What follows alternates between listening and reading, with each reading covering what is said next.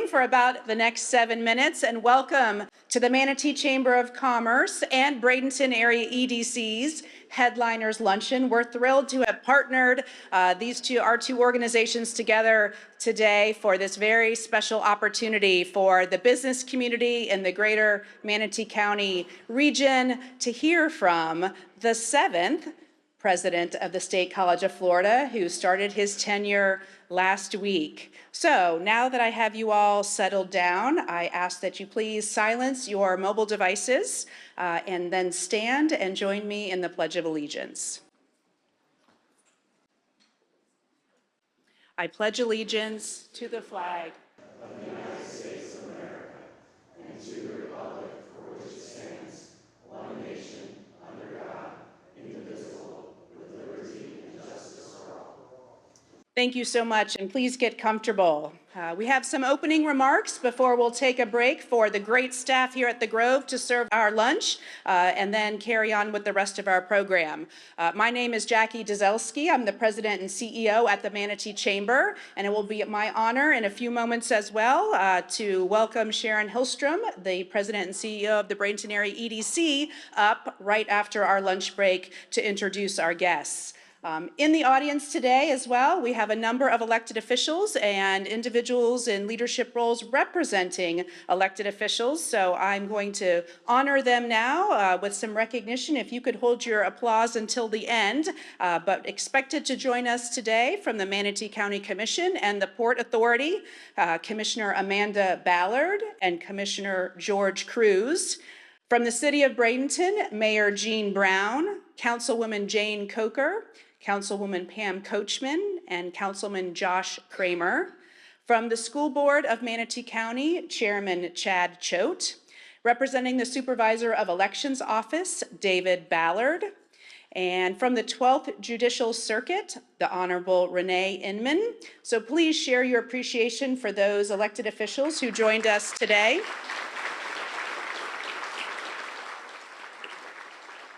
I also want to recognize our headliner sponsors, and these are organizations that stepped forward for an annual sponsorship to allow programming like this to be available through the Chamber and for today's session through the EDC for the business community. And those headliner sponsors are Florida Power and Light, Manatee Memorial Hospital, the Mosaic Company, and the Realtors Association of Sarasota Manatee. So please, some recognition for those organizations.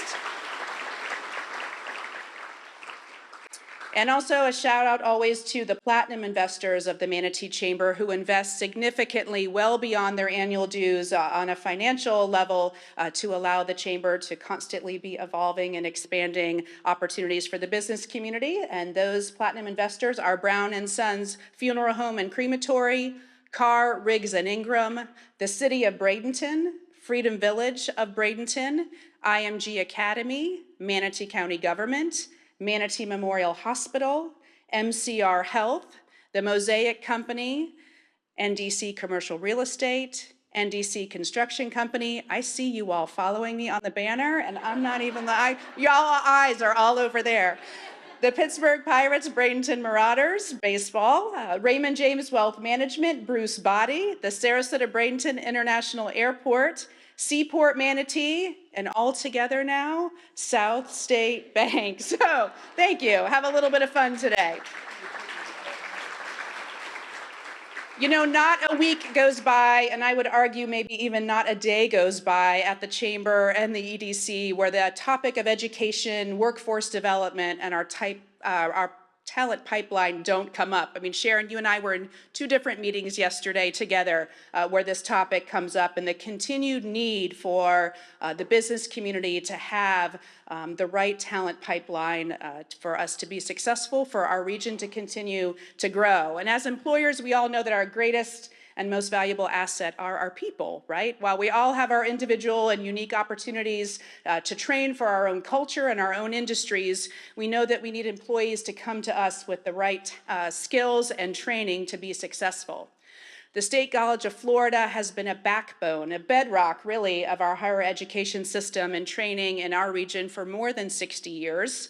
So by a show of hands, how many in the room either attended, SCF, MCC, MJC, or someone in your family. So quite a number of you in the room. And you may or may not know, but a statistic is that the college has graduated more than 50,000 students over the course of those more than 60 years. Higher education and opportunities available through our state college system have certainly evolved. And I'm very interested and excited to hear today from our very special guest, SCF's newly installed 7th president. It may take a beat for me to switch from addressing Tommy as President Gregory rather than Representative Gregory, but my expectations have not changed. Tommy was a responsive, engaged state legislator who never missed an opportunity to hear from and work with both the Chamber and the EDC. He helped us address issues that are important to our local economy, local businesses, and our quality of life. He's a serious legislator who didn't shy away from leadership, and his door was always open. He knows our region, and he starts his tenure at FCF with an expansive network of connections. I personally am the parent of a high school student who has already expressed an interest in learning more about SCF, so I'm going to have several hats on today as I hear President Gregory address the business community. So I'll be listening as a parent, I'll be listening as a chamber exec, I'll be listening as a past FCF student myself who was dual enrolled in high school, and so Tommy, no pressure today. We will now take a break to let, again, the great staff here at the Grove to serve our lunch. And when we start our program back up in a few minutes, you will welcome Sharon Hillstrom, the president and CEO of the Bradenton Area EDC, who will officially introduce our guest after we take our lunch break. So please enjoy some networking time, and we'll be back up here in just a few minutes. President Tommy Gregory is a senior executive leader with 30 years of experience in various leadership positions, including contracting officer, prosecutor, instructor, course director, general counsel, law firm partner, and legislator serving in the Florida House of Representatives for 3 terms. He has a strong record of success leading teams and advising senior leaders in high-profile, high-pressure situations. His leadership skills were developed working with and for general officers in the military, CEOs, fighter pilots, law enforcement officers, astronauts, governors, and legislators. I think he's going to be okay with the kids at State College of Florida. He earned a bachelor's degree in economics from the Air Force Academy and a law degree from the University of Texas. President Gregory served on active duty in the Air Force for 20 years and deployed in support of Operation Southern Watch, Operation Iraqi Freedom, and Operation Enduring Freedom. He achieved the rank of Lieutenant Colonel. He and his wife, Erica, who is here at our luncheon today, sitting right over there, also a retired Lieutenant Colonel, met as cadets at the Air Force Academy. Both served 20 years on active duty and deployed several times around the world. They have been married for 28 years and have 3 sons. 2 of their sons graduated from State College of Florida and Florida State University, and their youngest was recently selected to attend the Air Force Academy. Please help me in giving a warm welcome to President Tommy Gregory.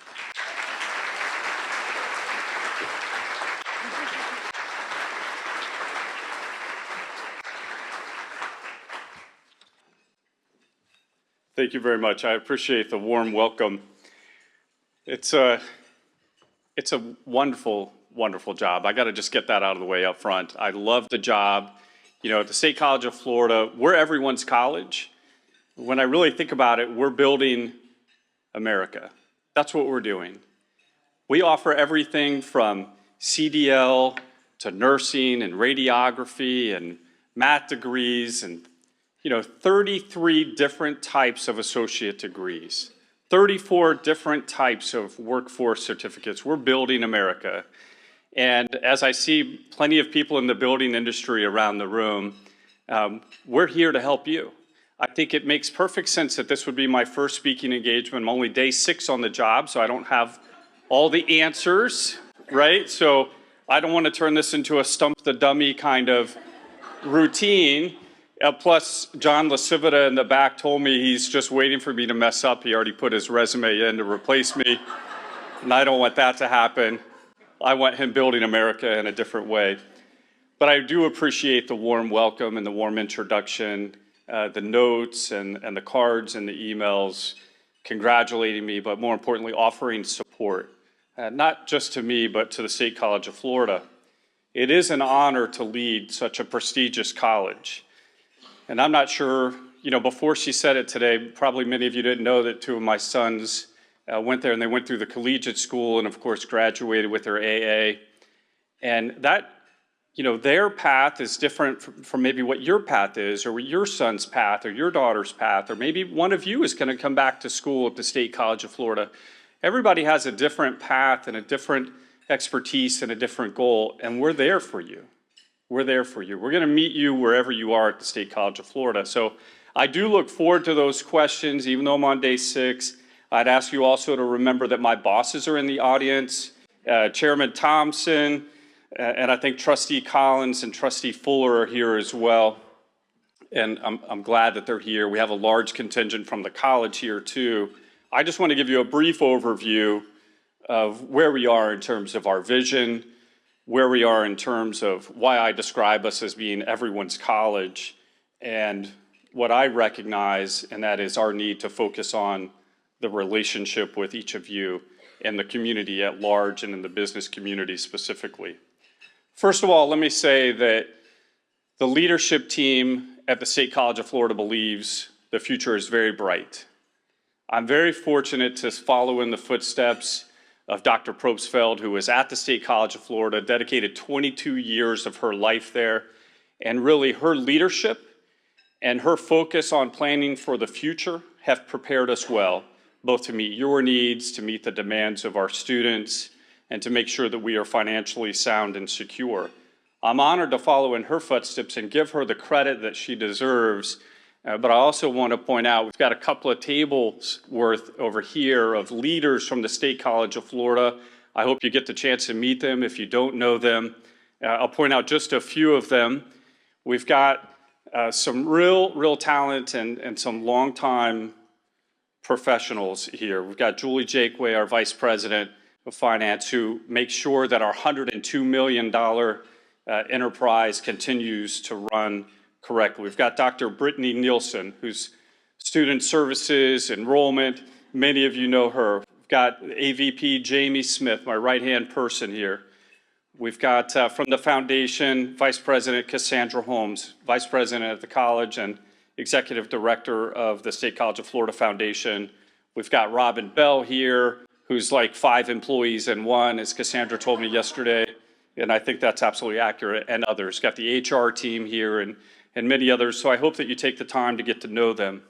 In terms of our vision, we're already underway to look at our next 5-year plan. Our next 5-year plan will need to get started by 2026, 2027 at the latest, so as you can imagine, we're in the planning phase. The very first thing we're going to do is an environmental scan, which just means what you think it means. We're going to reach out and ask you questions, ask you to take a survey and say, what do you need? What if? What if the State College of Florida did this? What's possible at the State College of Florida? Can they help my business grow in this way? Can the State College of Florida produce more nurses, Dr. Price? Can the State College of Florida produce more radiologists? Can we produce more truck drivers? The answer is yes to all of those questions. And we've been proving that for the last, well, I was going to say decade, but actually it's much longer. The State College of Florida history here, we started in 1957, September 18th, 1957. So we've got a birthday milestone coming up, and we're going to celebrate it the same way the State College of Florida has always celebrated, and that is by going to the community and saying, what else can we do for you? As the workforce engine that helps drive your businesses in this community, we're always going to be asking that question. I'm glad I get to ask it, and I'm glad that the faculty and the staff that are here today and the ones that aren't here, but as I walk around campus, they're asking those same questions. Can we do this for the students? Can we do that for the students? And it's always a thrill to hear them ask that. They're not asking about what I can do for them as the faculty and staff. It's what can you do to help me reach students in a different way or reach more students, and that's our goal. You know, my good friend, I'm sorry he couldn't be here. I know he's feeling a little under the weather, but Casey Welch, you know, one of the all-stars from USF, and of course Dr. Holbrook's here and her wonderful team. He told me, actually he's been telling me this for years, but he reiterated it once I was fortunate to be selected for this honor. His talking point, or one of them, which is, you don't have to leave this region to get a world-class education.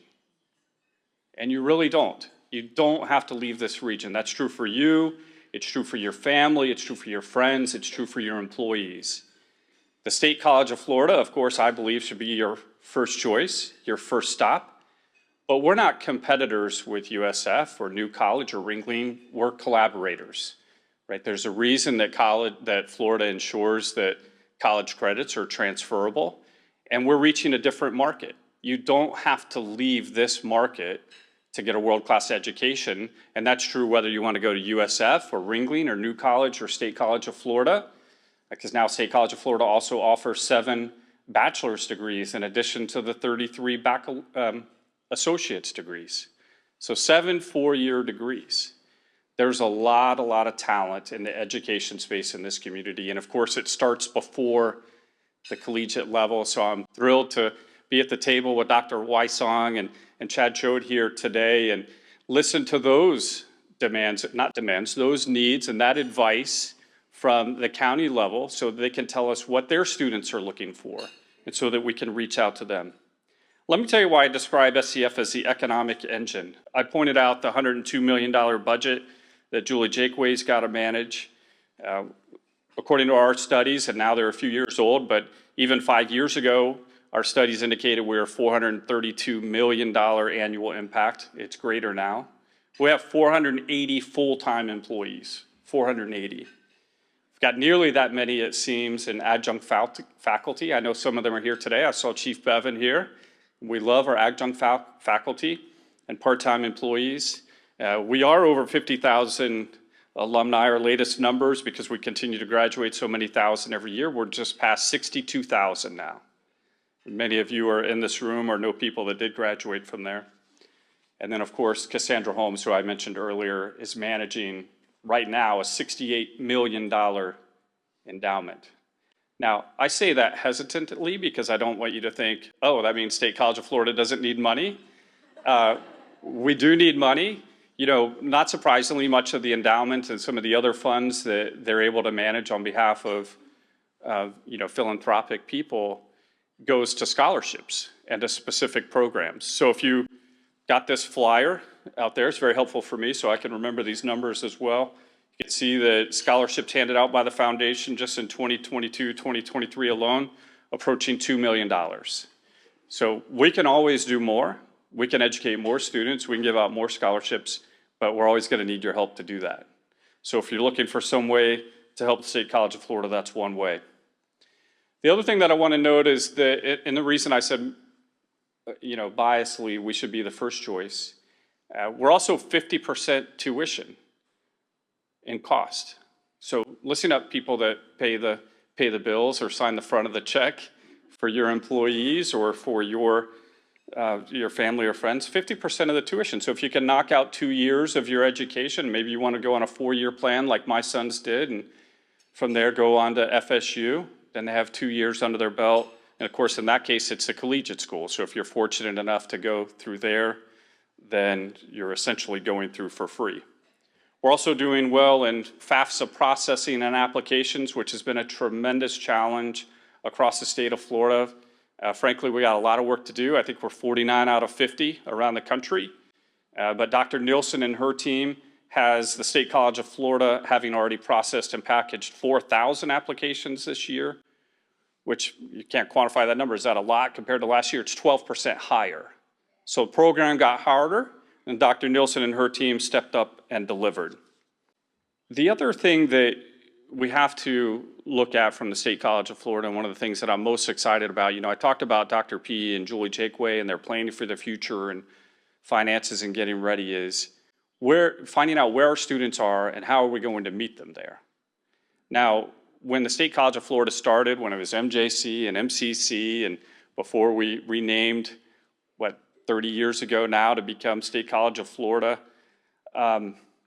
it made sense that we only had one wonderful campus, the wonderful main campus that we still have in Bradenton. Then it made sense. We met the growing needs of the community and we went to Venice.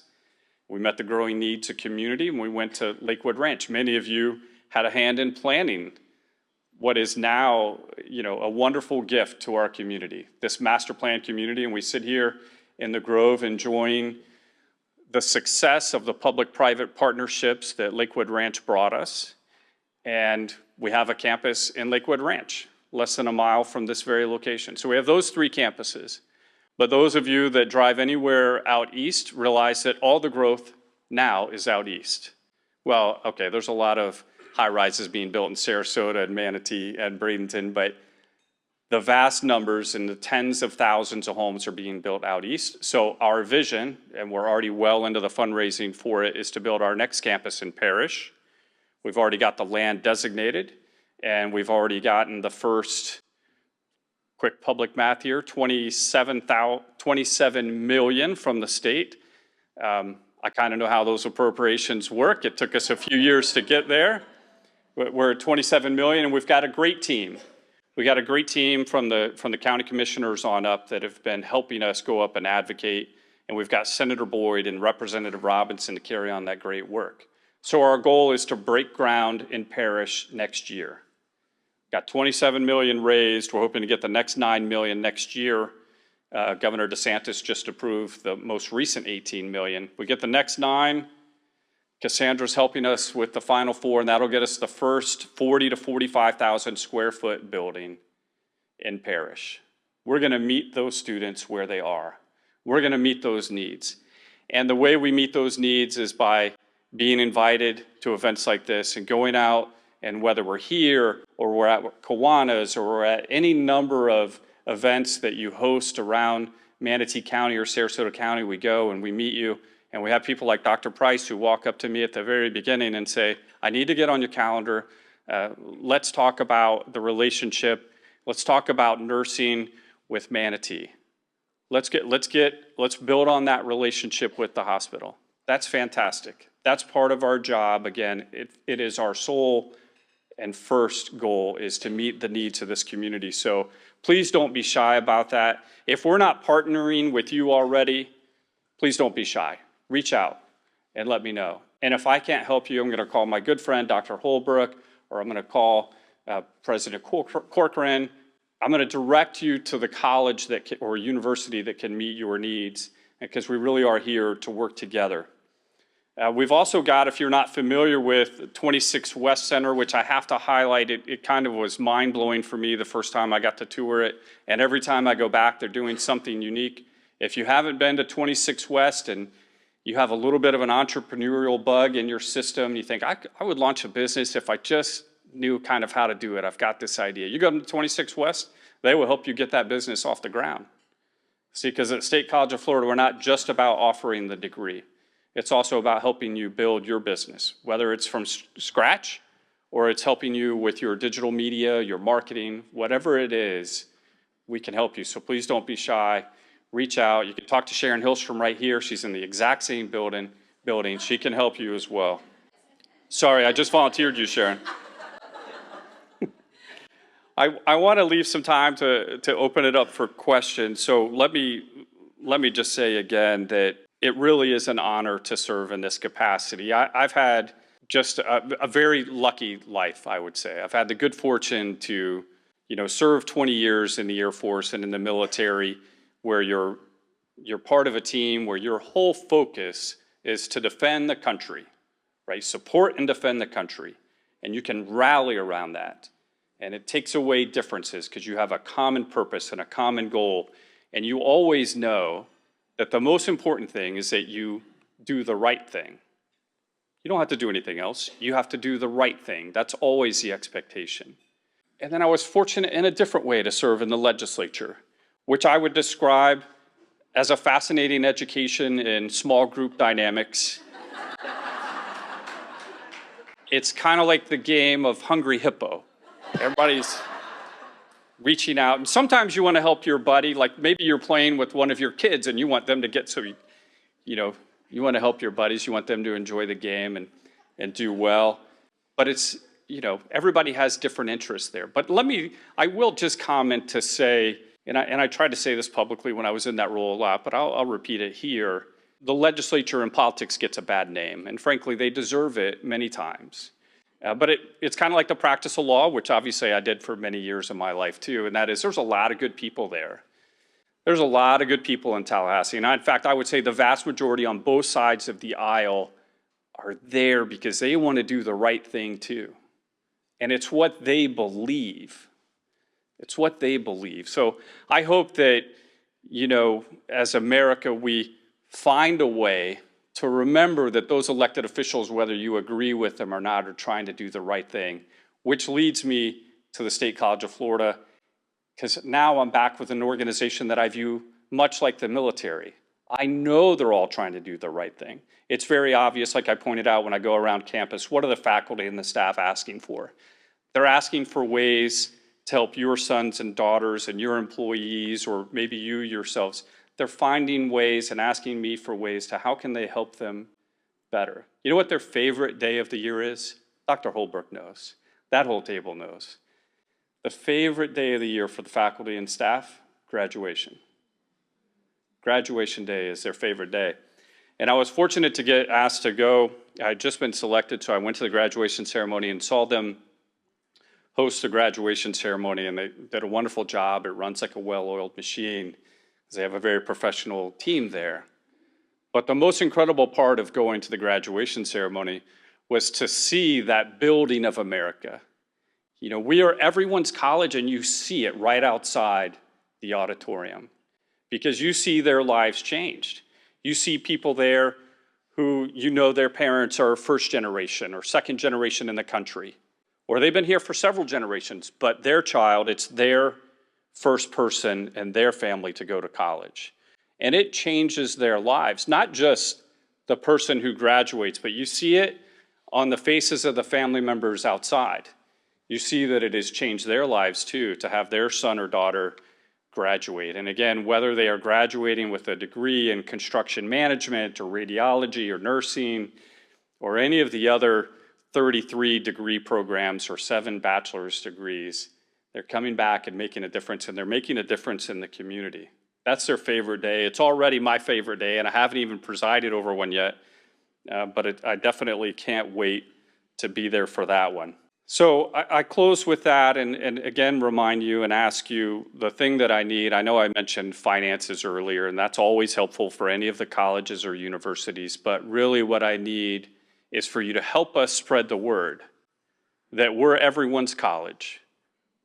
Whatever your students that whatever they want to do, or adults that are returning for education, please look at SCF and see what resources we have to offer to you. We can make a difference in their lives and in yours. So help me do that, and now I'm happy to take any questions that you have.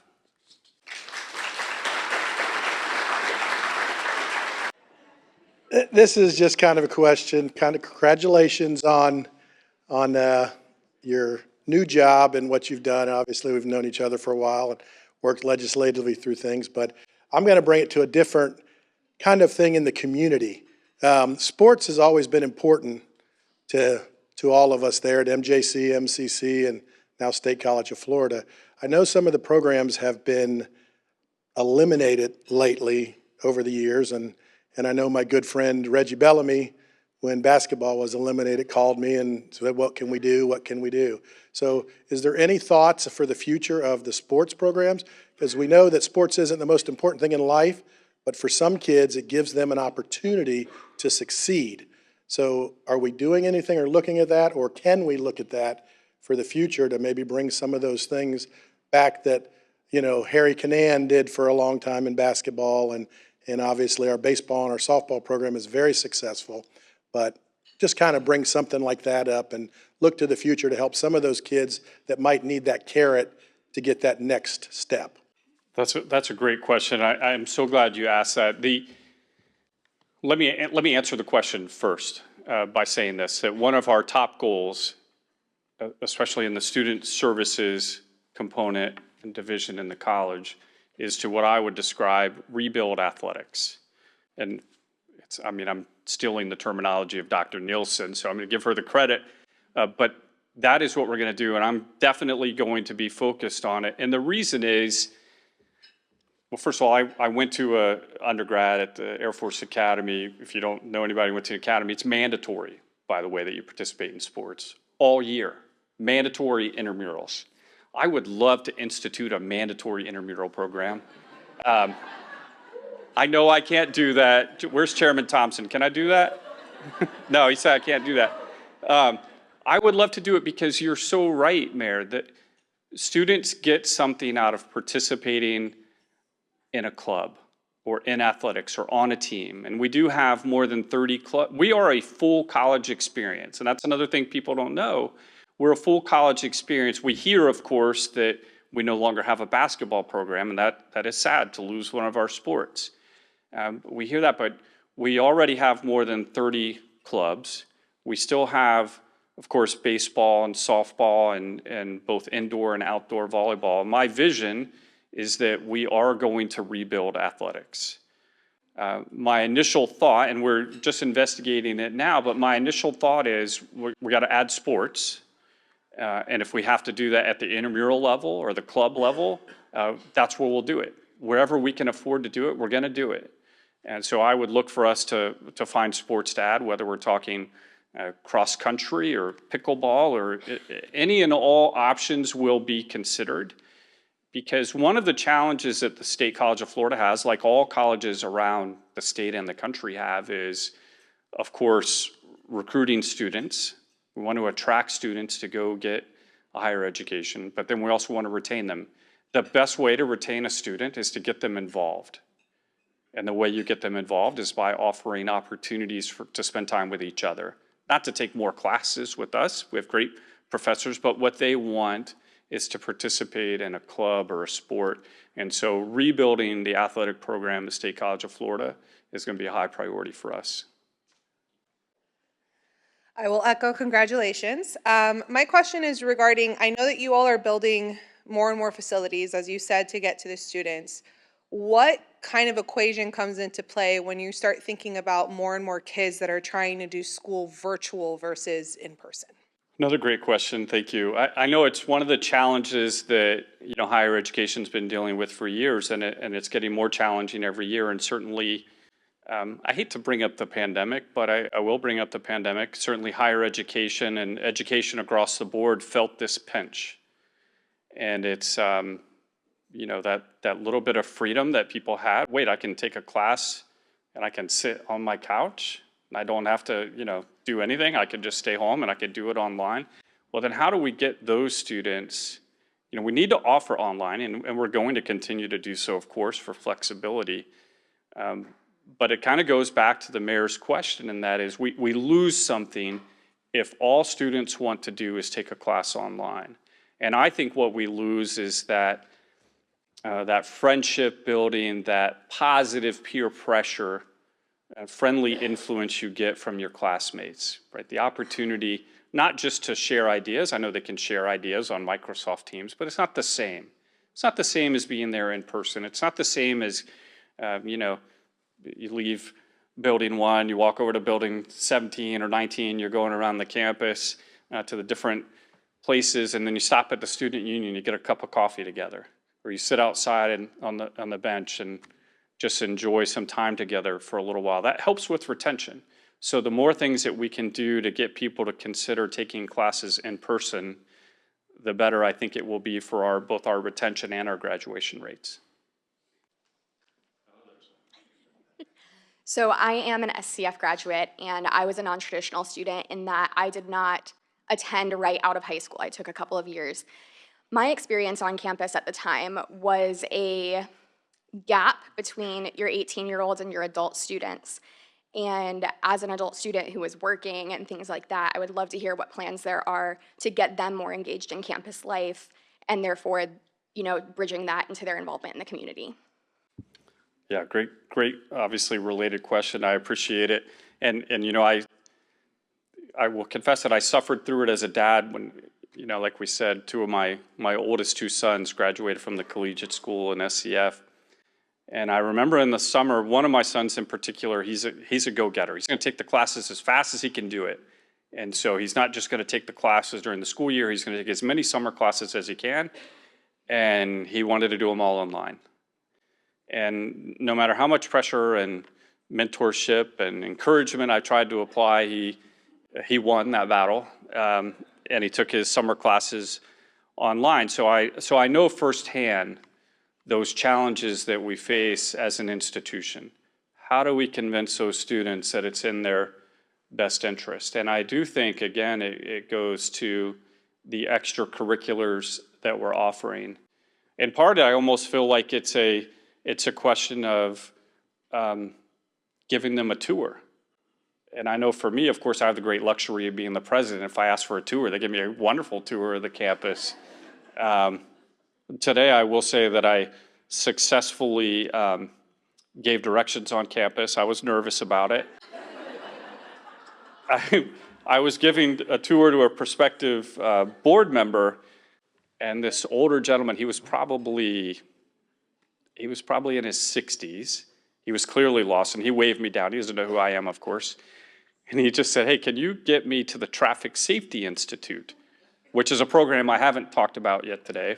Law enforcement know what the Traffic Safety Institute is. And those of you that have been wrongly accused of a traffic infraction know what it is. So you can go there and help reduce the points on your license. So luckily, Susan Morocco, my coordinator, executive assistant, the person who makes sure everything gets done on campus, had given me a tour and showed me where the Traffic Safety Institute is. So luckily, I said, yes, I think I can get you there. And we drove him over there. But it reminds me, Alyssa, of the center that I mentioned earlier, 26 West, and the entrepreneurial and business enhancement and education opportunities we have. There are so many opportunities, both for students and non-students alike. It's almost like if I could get the students to come and bring their parent and give everybody the tour that I've been fortunate enough to receive, we can get there. So again, it's like I said in my closing, my big challenges and my big ask for all of you is to help me spread the word about all the opportunities that we have. Again, as Casey Welsh would say, you don't need to leave this area to get a world-class education. Whatever it is that your dreams are, your family, friends, and employees, whatever it is they want to achieve, we can get them on their way at SCF. And if we can't do it, we're going to refer them to our partners at USF or Ringling or New College, or we'll give them the first 2 years and then send them on. But it is a challenge that we face in educating the people that are already students so that we get them to come to campus, and the people that aren't students, getting them to come back. So we know that about 60 to 70% of the human brain is completely formed by age 4. We know that our workforce is suffering because we don't have enough moms and dads able to go to work and afford an education later in life. What do you think the role of advanced education institutions like yours and others need to play so that there is affordable, available, and strong programming, childcare, so that kids can read at a third grade level on third grade, therefore graduate high school, and therefore go to your institution? Yeah, great question. One of the challenges that both colleges, universities, and you as employers face. And when people are struggling to make ends meet, one of the first areas, because it's one of the most expensive out of your pocket, is childcare. I think one of the best ways that we can address that and have addressed that painfully, by the way, for the colleges and for the universities, is by not raising tuition. It's really astounding if you think about it. Over the last 20 years or so, we haven't raised the tuition in the state of Florida. We haven't raised it here at State College of Florida. And that makes a difference. As I said, we're 50% of the tuition cost for any state university at the State College of Florida anyway. But even at that, we haven't raised the tuition. And it's at a point where, by the way, over the last 20 years, everybody in this room knows it's been here 20 years. Actually, it doesn't matter where you lived. Over the last 20 years, you've seen the cost of living in your area, certainly in this one, increase about 40%. And childcare is a major component of that. And so at a time when all the other costs are increasing, but tuition's not increasing, we've done what you have done, either around your own kitchen table or in your own companies, and that is figure out a way to do more with less. I think I've mentioned her a couple times already, but Julie Jakeway's been an expert at that. Sooner or later, she might kill me if we ask her to keep doing more with less. Now, how parents translate the tuition savings they get and whether that gives them enough to be able to afford childcare, I don't know, because they're juggling so much more. But I do think that it's certainly a problem in search of solutions. I don't think that, my first instinctive answer would not be to say, for example, the college should supply childcare, because that's not really what we do. But we certainly want to make sure that we keep college affordable so that it's not unaffordable based on other costs you have in your life. So I'm a first-generation college student, and that obviously presents its own special challenges for students who are coming into a college or university setting when they don't have any family members who have done it before. Does SCF have any special programs or ways to reach out to those first-generation college students to make sure that they understand the process of applying, getting financial aid, and really getting in there in the classroom? Thank you, Amanda. Great question. So you've asked me a question I don't know the answer to yet, but I know Dr. Nielsen would, and I would defer to her if we weren't in this forum. But I can tell you that I've seen the data, and the data screams that we do. So for example, if you look at the data for the Hispanic population in the area served by the State College of Florida, and whatever that percentage is, let's say it's 10%, we're double represented in terms of how many Hispanics are at the college. If it's 10% of the population, it's 20% of our student body. And just traditionally, as you think about who's making up the immigration flow in the country right now, you know that a lot of it's in the Hispanic community. And I'm thrilled that they are chasing the American dream and filling our classrooms. So I don't know the answer in terms of what the name of the program is or how Dr. Nielsen's doing it, but I know she's doing it, and the proof is in the pudding. They are coming, and we will continue to focus on that because I agree it's such a critically important thing for the community and certainly for them as individuals and their families. So as we all know, housing, safe, affordable housing in particular is a major issue here. So does SCF have any ideas or plans for student housing for perhaps more traditional students? I will say that we have many ideas, and it's something that we've been looking at for years, but because we are in a process whereby maybe we're looking at proposals to come in, we'll be evaluating. I won't comment too much on it. I'll put my old contracting officer hat on for just a moment. Say I don't want to get myself in trouble there, but I will say that, we certainly recognize what everyone, just like you would describe a childcare shortage, we would describe a housing shortage as well. So it's something that I think colleges and universities will continue to look at. Does it make sense financially? Do we have the resources? Do we have the construction budget from the state of Florida? Can we build more new dorms? USF certainly had some success over the last few years, built a wonderful dormitory there. So maybe that's on the horizon for us. I will certainly say it's obviously one of the things that we have to evaluate and determine, does it make sense for the college, and if so, in what numbers? President Gregory, thank you again, and from the Elections Office, thank you for partnering with us to offer safe and accessible voting for our residents in West Manatee. Two-part question. One, is there any consideration to implementing and expanding an ROTC program within your institution? And the second part is, as a yellow ribbon institution, is there going to be any expanded opportunities for veterans, active duty, and reservists? Thank you. Thank you. Good to see you, David. Congratulations to you as well. Lots of people moving to great jobs. I'm happy to see that and know you're going to do great work over there at Supervisor of Elections, and you already are.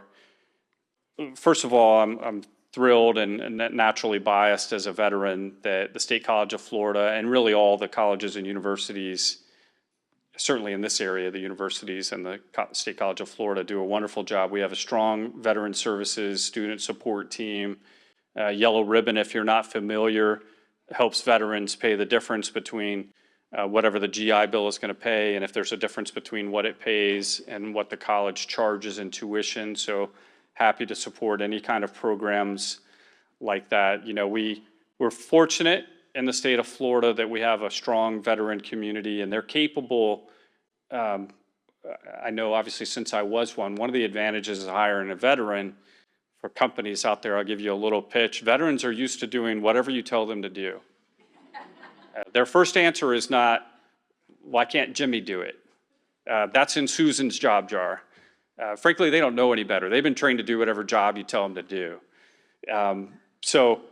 But they're hungry to give back to their community when they leave the service. They're looking for a way to be part of a mission. Like I said earlier, they're looking for a way to be part of a mission where you're all rowing together. That's what they did in the military. They had that common vision, that common purpose. We help give them that through our veteran support services, and we're continue to focus on it at State College of Florida. And, you know, again, those are the people that defended us and defended our rights and supported our country. And now they just want to come back, and whether they're getting a college degree from the State College of Florida or going to work for you and your company, we are working together. And again, working with the Supervisor of Elections Office to make sure we provide a location for people to vote. All of those things, I think, feed into, we're building America together. We're building Sarasota County. We're building Manatee County. Frankly, we have students coming in from outside these two counties. We're going to build America together as long as we stay on the same page and continue to focus and give them the opportunities that they're seeking. We'll get there. So please, again, don't be shy. Reach out to anybody at these two tables. I don't think I gave Paul Burkle a shout out. I hesitate to do it because that human resources team over there is so incredible, but don't get any ideas. They're not for you to steal. But if you have a question, that's a great team to network with. And if you have ideas, you have training that you want your human resources professionals to receive or anything, continue to ask those questions. Well, what if SCF offered this? And how can we do this in our community? Please keep asking me and them those questions, and we'll be there for you. Thanks again, Jackie, for the invitation.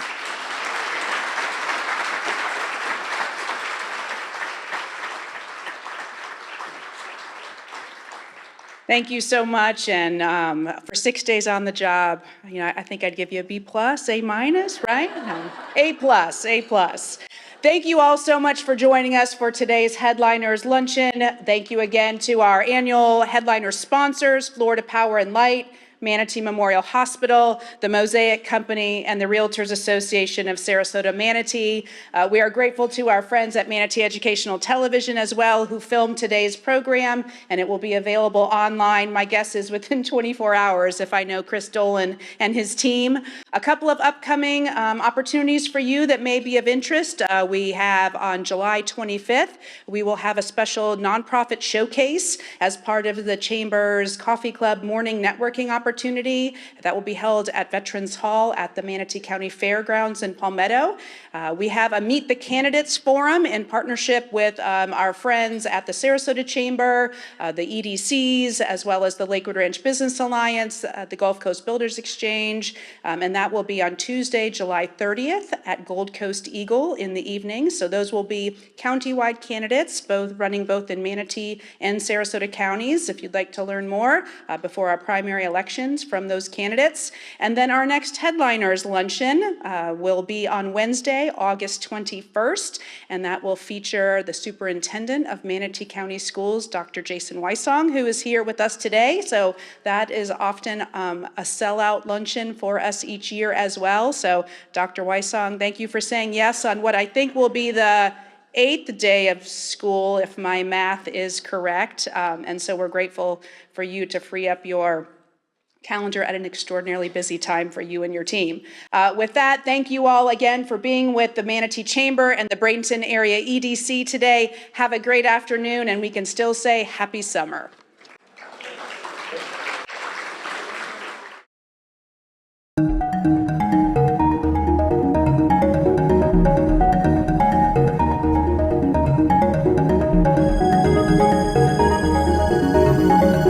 Thank you.